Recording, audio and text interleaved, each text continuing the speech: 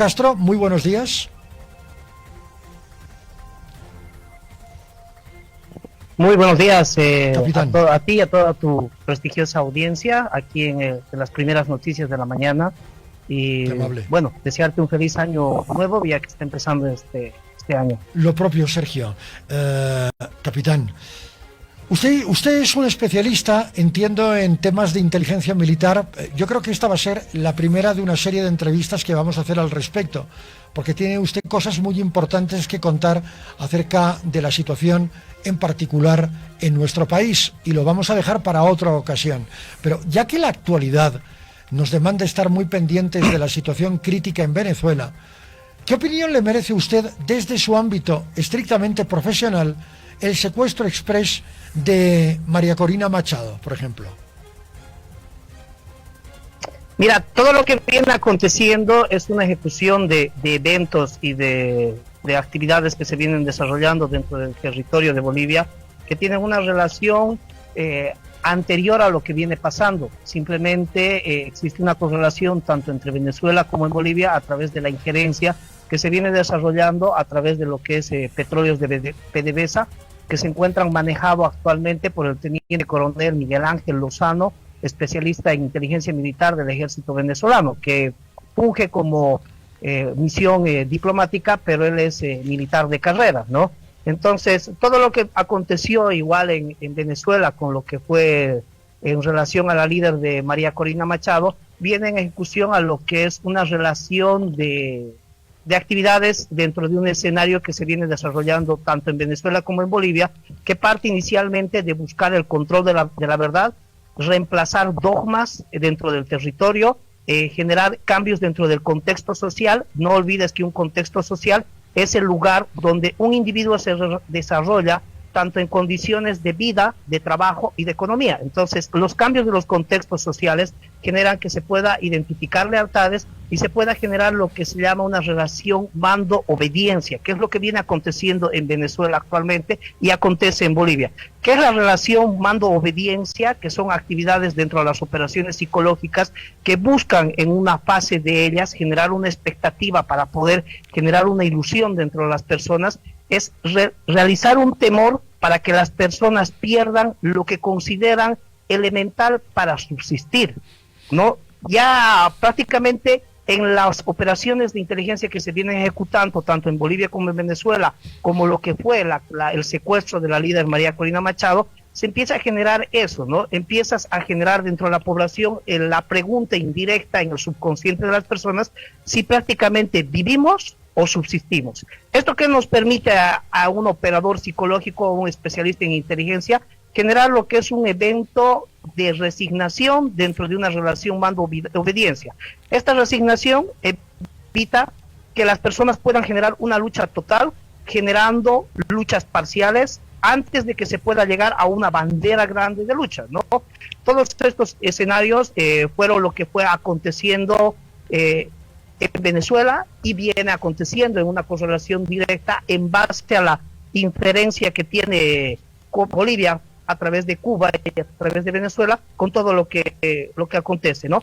Ha ocurrido un fenómeno que se lo mandé a la productora, productor, que es el enlace de la noticia, de una noticia que ocurre donde Nicaragua es el anfitrión importante de un encuentro para la defensa de la paz del mundo que se suscita en febrero del 2024, ¿no? Dentro de este escenario me llama mucho la atención, que es un escenario que se viene generando de manera similar en Bolivia, lo que es la presencia de la persona Luis Fernando Rodríguez Ureña. Luis Fernando Rodríguez Ureña es el actual jefe de la unidad de análisis de información del gobierno, ¿no? Entonces, ¿qué es, poniendo un paréntesis en esta parte, qué es análisis de información? Dentro de la perspectiva de la inteligencia es la búsqueda, el procesamiento y el análisis de la información para poder registrarla, evaluarla e interpretarla y utilizarla en lo que es la toma de decisiones. Entonces, el análisis de la información es prácticamente la esencia de una actividad de inteligencia. Actualmente Bolivia tiene, dependiente del Ministerio de la Presidencia, la unidad de análisis de información gubernamental, que se puede ver en lo que es el organigrama del Ministerio de la Presidencia, que está público en el Internet para que pueda verlo cualquier persona. Y la segunda persona o el segundo cargo más importante, después de la jefatura de gabinete, donde está la señora ministra, en este caso Marianela Prado, es la unidad de análisis de información, la cual la maneja Luis Fernando Rodríguez Ureña. Esta persona estuvo en febrero del 2024 en una reelección que se realiza en Nicaragua, donde justamente tienes un gobierno sandinista, para no ir un poquito en contexto histórico y saltarnos de la pregunta. Esta reunión tuvo la participación de lo que fueron personajes que estuvieron en Bolivia, como es la participación del general Lazo Álvarez Casas, la participación del general Mesa Corona, y principalmente una figura clave en todo este escenario que estuvo incluso en Sudáfrica es la coronel Rebeca Hernández Toledano, si no me falla la memoria. Esta coronel es muy amiga de Luis Fernando Rodríguez Ureña y prácticamente fue muy amiga en temas de relaciones vía telefónica a través de lo que fue el contacto que hizo el general Juan José Zúñiga Macías, quien el presidente le otorga el cargo de comandante en jefe del ejército y fue la persona que realizó el autogolpe en julio del año pasado. Ellos se conocen a través de lo que es el coronel Gallo Zamora, que fue el embajador de Cuba en Bolivia en 2019. Entonces tú empiezas a ver en todo ese escenario que sí se está generando tanto en Venezuela como en Bolivia una relación mando-obediencia a través del temor que le dan a la población, donde las personas empiezan a subsistir antes que vivir, y una resignación que prácticamente les hacen creer que vivimos en una democracia a través de la generación de luchas pequeñas antes de generar una lucha total. Eso es lo que yo considero que ha pasado más o menos en un pequeño análisis, perdón que me salga mucho el análisis más que ha sido muy oportuno. Histórico. Muy oportuno, pienso capitán. De que eso es lo que viene aconteciendo, ¿no? Se viene pasando en Bolivia. Prácticamente algún dato que me olvidaba es, irónicamente, mira, Luis Fernando Rodríguez Ureña maneja la Dirección de Análisis de Información, es entrenado en Cuba, maneja el asesoramiento cubano de coroneles como el Gallo Zamora, que es agente de inteligencia y es embajador, y maneja el asesoramiento de la coronel Rebeca Hernández Toledano, que también es un coronel, miembro de inteligencia, y lo asesoran a esta persona. Pero cuando tú ves las declaraciones que están muy sutilmente en lo que aconteció el tema del autogolpe y ves las declaraciones del general José Ágreda Mendívil, tú observas que en una de las declaraciones Ágreda Mendívil menciona que en noviembre del 2023, es decir, un año antes de la ejecución del autogolpe, Luis Fernando Rodríguez Ureña era el asesor en el tema de las cuestiones para la toma de la presidencia de Juan José Zúñiga Macías a través de Luis Arce. Entonces, ¿por qué no lo involucraron en la declaración que se sacó del Ágreda Mendívil cuando lo agarran en prisión? Él prácticamente revela el nombre de Fernando Rodríguez, ¿no? Que posteriormente, haciendo el análisis y la búsqueda de información, se determina y se evidencia que es Luis Fernando Rodríguez Ureña, actual director de la Unidad de Análisis de Información. Entonces, todos esos contextos vienen generando lo mismo que acontece actualmente en Venezuela.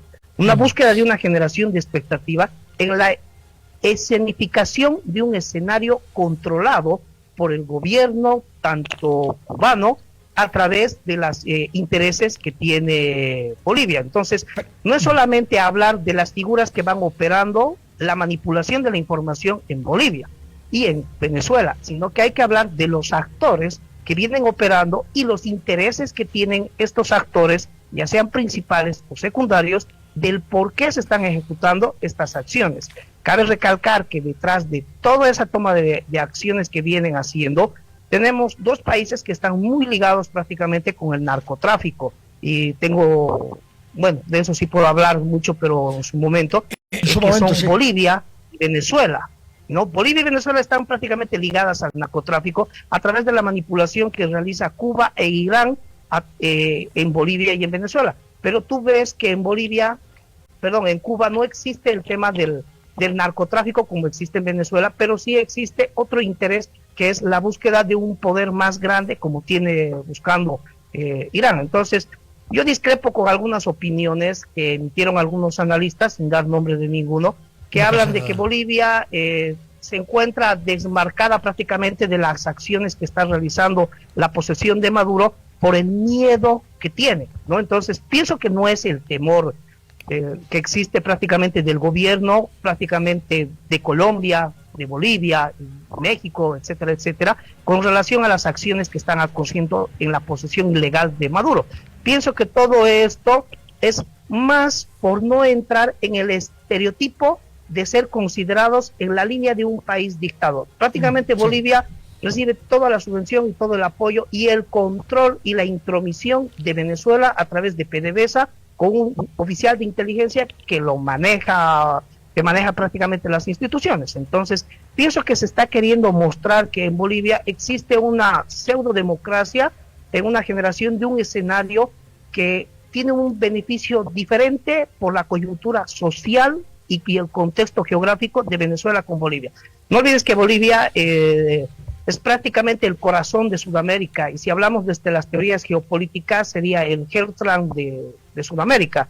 Entonces es la emisión de los poderes a través del centro y la irradiación hacia los costados, ¿no? Correcto. Entonces Venezuela no tiene esa característica geográfica, y dos, Bolivia tiene la ubicación en recursos de tierras raras y lo que son la reserva del litio más grande del mundo junto con la reserva de hierro más grande del mundo, ¿no? Entonces son contextos diferentes a lo que hay con la proximidad de Venezuela con Cuba, la proximidad de Venezuela con otros países, a Bolivia en el centro del país, en un enclaustramiento que tenemos que puede ser utilizado por otros contextos en una operación psicológica.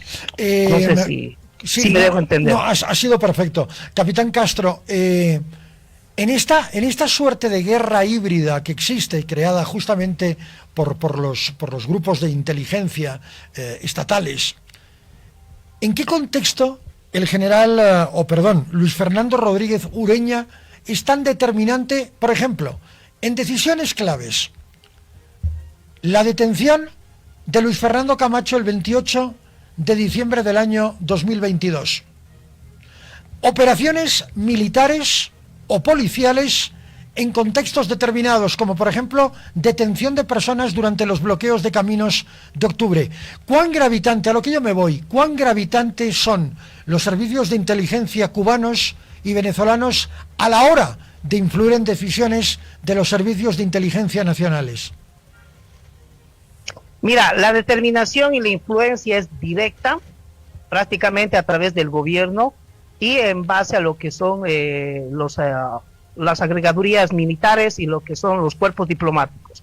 Los cuerpos diplomáticos de Cuba prácticamente en su mayoría y en su contexto son gestionados por ex miembros de la inteligencia o militares activos que tienen la especialidad de inteligencia y tienen un asesoramiento hacia las misiones en las cuales ellos participan. El caso de Luis Fernando Ureña, por ejemplo, Rodríguez Ureña, va en ese contexto, ¿no?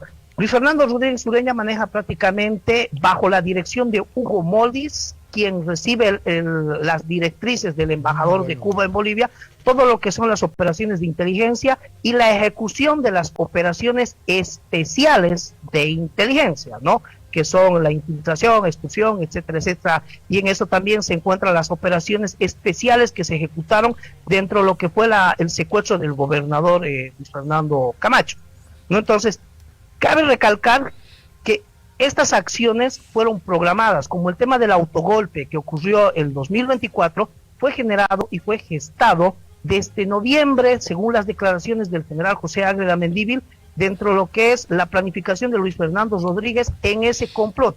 Complicado. En mi caso particular, yo recibí la orden de Juan José Zúñiga Macías en junio del 2023 para ejecutar en base a las operaciones psicológicas y la capacitación en operaciones psicológicas que realizaron a mí, que me llevó a ser director de operaciones psicológicas del Ejército, para que se pueda generar la imagen política de Juan José Zúñiga Macías. Entonces se identificaron 4 escenarios en la imagen política de Juan José Zúñiga Macías que se pueden corroborar en la página del Ejército y las acciones políticas que realizó este general y no institucionales, ¿no?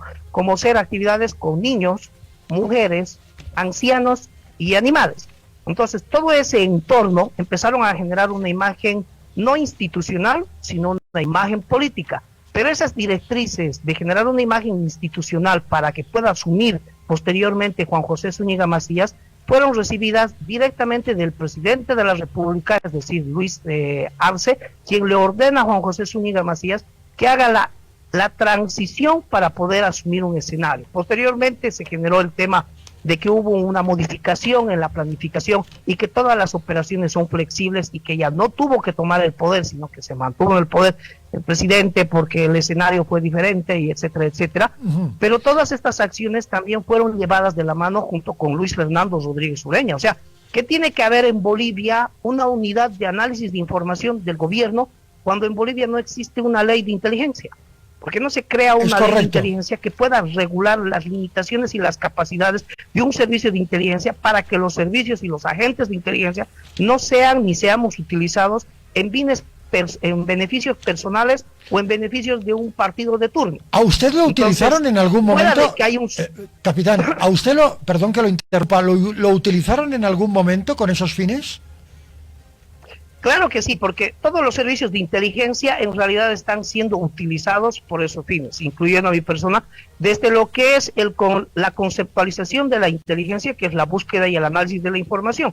¿Qué hacíamos nosotros? Nos infiltrábamos en organizaciones sociales, en comités cívicos, en movimientos de oposición, en movimientos de oficialismo, en movimientos de todo. O sea, el contexto de la seguridad y de la defensa es la identificación de los agentes que han sido entrenados o están siendo captados por la inteligencia cubana que operan en Bolivia o la inteligencia de otros países que operan en Bolivia que puedan amenazar la seguridad del Estado.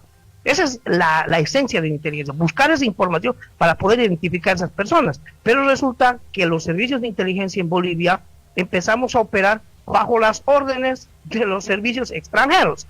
Entonces, ¿qué hacen ellos? Direccionan la búsqueda de la información para poder hacer actividades hasta de perfilación de una persona y poder sembrarle pruebas o poder hacerle.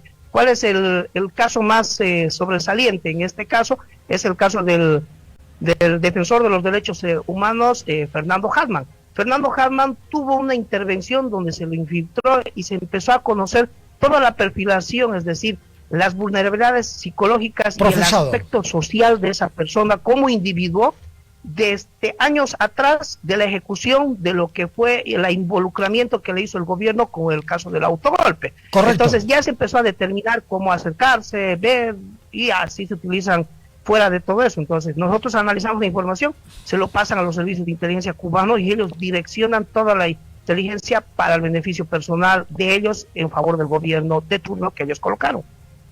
Permítame buscar, a ver si lo tengo aquí o no. Tal vez no, tal vez tendría que buscarlo entre diferentes mensajes que he recibido hace tiempo y que tienen relación con la teoría del autogolpe. Son varias. Hay personas que han sido detenidas, cauteladas, algunas están con detención preventiva, ya son varios meses de detención preventiva pendientes de un juicio que se tiene que retomar en Bolivia ahora. Recientemente se ha inaugurado el año judicial, procesal, y por lo tanto esto se va a llevar a cabo en breve. Creo que esto lo hemos visto en algún momento, porque la fuente que me lo envió, mira, lo tengo aquí, perdón, estamos en directo, ¿eh? Estamos en directo. No se preocupe.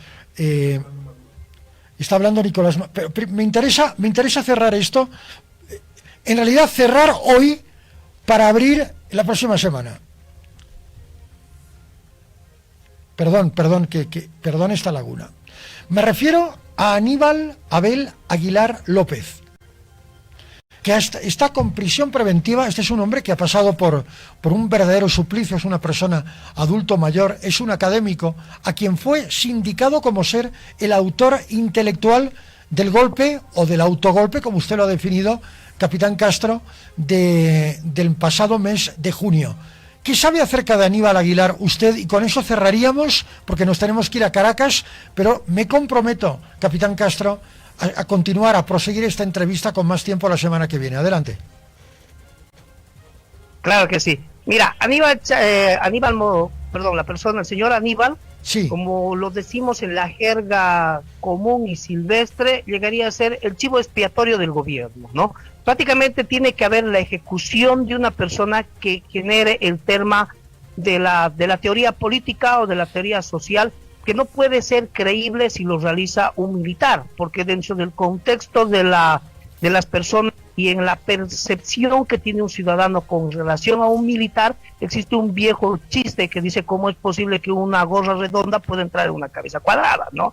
Que muchos militares sí son en ese concepto. Entonces, no puede haber un militar que tenga la capacidad intelectual, y tiene que haber una persona que sí estuvo alineada en esa línea, pero bajo lo que es la manipulación de la información. ¿Qué le hicieron en el caso de muchos activistas? Luis Fernando Hartmann, por ejemplo, lo citan para poder realizar una intervención a través de los presos políticos que tienen las Fuerzas Armadas, principalmente el Ejército, ya que él era defensor de derechos humanos. Entonces le siembran las pruebas. En el tema del caso de Aníbal, era una persona que ha ido trabajando en teorías militares, más del contexto ideológico, dentro de lo que es Bolivia, pero en un aporte ciudadano que realizó la persona en beneficio de la institución como un cariño personal. Nunca tuvo la intencionalidad de ese aspecto, ¿no? Pero sí la persona que tiene la línea tramada y que va en la generación de los escenarios, y que todo esto fue planificado y premeditado, y que fue mencionado dentro de las personas que fueron detenidas, como es el caso del general José Ágreda Mendívil, es el señor Luis Fernando Rodríguez Ureña, actual jefe de la unidad de análisis de información del gobierno. ¿Y qué tiene que hacer Bolivia, un país que no tiene una ley de inteligencia y que entre comillas somos un país pacifista, generando una unidad de análisis de información que está por debajo de lo que es la ministra de la Presidencia? O sea, es el segundo cargo más importante en el Ministerio de la Presidencia, ¿no? Y en todo ese contexto yo te coloco igual un ejemplo para las personas que lo busquen en internet y que empiecen a generar un análisis, es el tema de quién debería estar metido y quiénes no deberían estar metidos. Una persona que debería estar actualmente con detención preventiva y no así con arresto domiciliario, moviéndose libremente por la ciudad de La Paz, es el mayor Roberto Sanguinés, Helio Roberto Sanguinés Rada. El mayor Roberto Sanguinés Rada era el jefe y el comandante de la compañía de inteligencia del ejército, y está en los videos donde se ejecuta el autogolpe. Entonces, él era la persona clave dentro de la búsqueda de información para el procesamiento de estas operaciones en el ámbito militar. Si vale el término. Entonces, ¿por qué al mayor Sanguinés le dan detención domiciliaria y no le dan un arresto preventivo? Pero si tú indagas un poquito en el árbol genealógico del mayor Roberto Sanguinés, te vas a dar cuenta que el mayor Roberto Sanguinés, que es el comandante de la compañía de inteligencia de Juan José Zúñiga por 2 gestiones, y trabajó en el grupo 300, mal denominado Pachachus en su posterior, es primo hermano del viceministro Roberto Ríos Sanguinés. Roberto Sanguinés Rada es primo hermano del viceministro de gobierno Roberto Ríos Sanguinés.